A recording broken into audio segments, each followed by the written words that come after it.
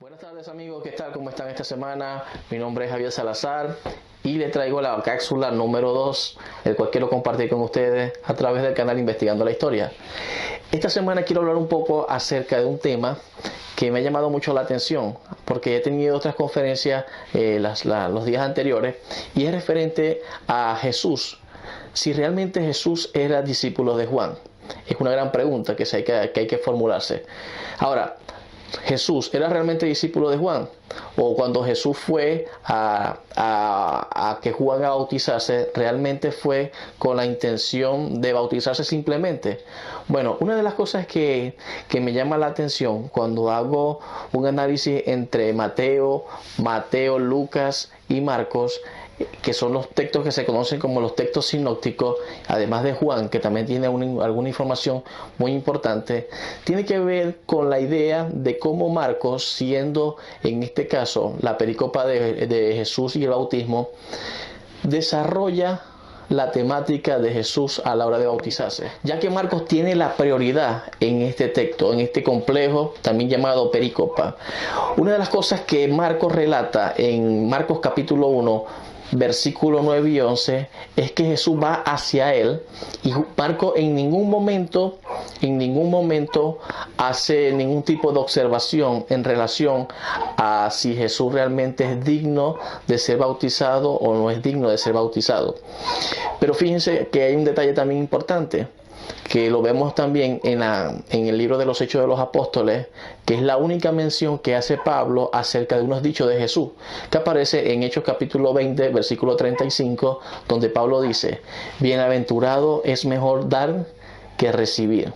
Y eso fue lo que hizo Juan. ¿Qué hizo Juan? Le dio a Jesús. ¿Qué le dio a Jesús? El bautismo.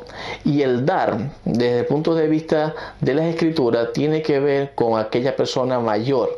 O sea, ¿quién es mejor? ¿El que da o el que recibe? Sabemos que el que da es mayor que el que recibe. Y en este caso, ¿quién recibió? Jesús recibió el bautismo de parte de Juan. ¿Por qué? Porque Jesús acababa de llegar a su edad de adultez y necesitaba comenzar a iniciar su ministerio. Pero cuando nosotros vamos al relato de Mateo, hay algo bastante interesante en Mateo capítulo 3, versículo 13 al 17. ¿Y qué es lo interesante aquí? Que cuando vemos que Mateo, que es el segundo que construye el relato, tomando información de Marco, podemos ver claramente de que Mateo hace algunos cambios de mucho interés. Cambios que ya no hacen ver a Juan como aquel líder que le está entregando el papel ahora a Jesús, sino todo lo contrario, aquella persona que no es digna ahora de bautizar. Lo mismo ocurre en el libro de Lucas, pero con Lucas ocurre algo bien extraño, ¿no?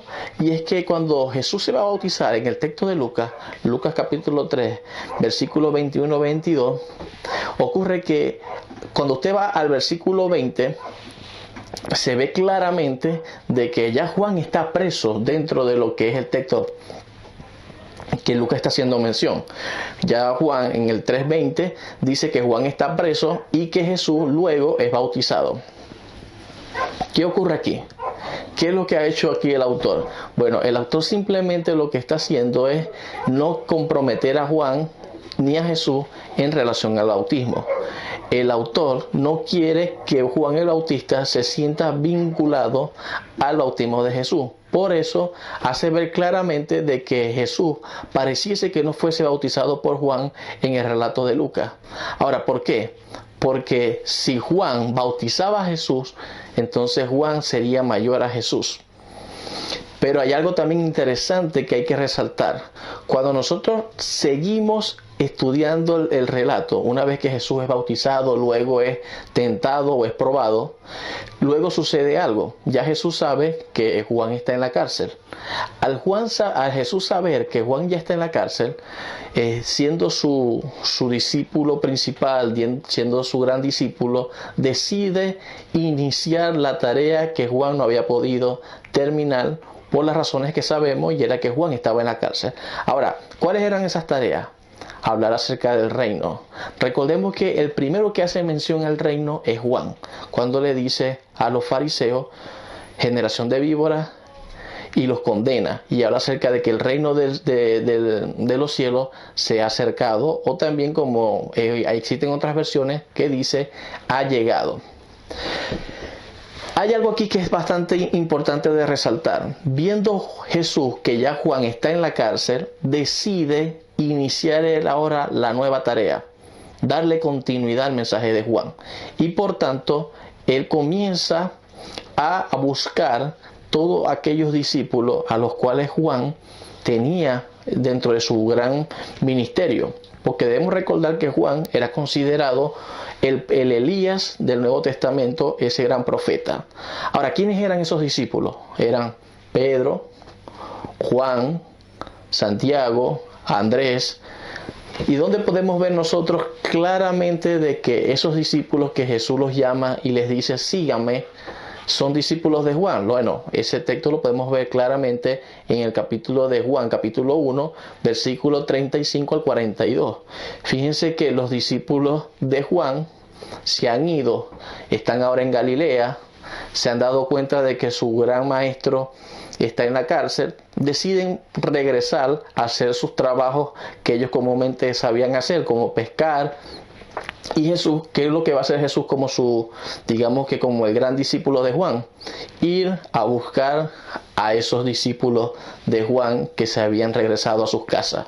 Eso fue lo que Jesús hizo, irlos a buscar. Y por eso le dice a Pedro, Pedro, sígueme. Le dice a Andrés, sígueme. Es ilógico pensar de que alguien va a seguir a una persona desconociendo el mensaje. Lo lógico es pensar de que esas personas estaban muy claras en el mensaje y por tanto eran discípulas de Juan, y Jesús va a darle continuidad a la tarea que Juan no había podido terminar. Eso es muy importante destacarlo, ¿no? También hay que destacar algo aquí. Aquí hay una especie de arquetipo que lo podemos ver en el caso de Jesús, como Juan le pasa el mando a Jesús. Este arquetipo lo conseguimos mucho y tiene que ver mucho con el caso de Elías con Eliseo. Recordemos que Juan es un arquetipo de Elías, pero muchas personas no ven en que Jesús tiene también muchas características de Eliseo. Una de las características que podemos observar entre Jesús y Eliseo tiene que ver con las cosas que Eliseo hacía, como por ejemplo resucitar, como lo podemos ver en Segunda de Reyes capítulo 4 de versículo 8 al versículo 37. Vemos ahí a Eliseo resucitando, que lo hizo en varias ocasiones. También hizo otro tipo de milagros al igual que Jesús también hizo. O sea, y vemos que cuando Elías desaparece, digamos que sale del panorama histórico, vemos que quien queda como el nuevo profeta en la tierra de Israel es Eliseo. Aquí ocurre prácticamente lo mismo. El autor se encargó de hacer ese arquetipo entre Elías y Eliseo y Juan y Jesús.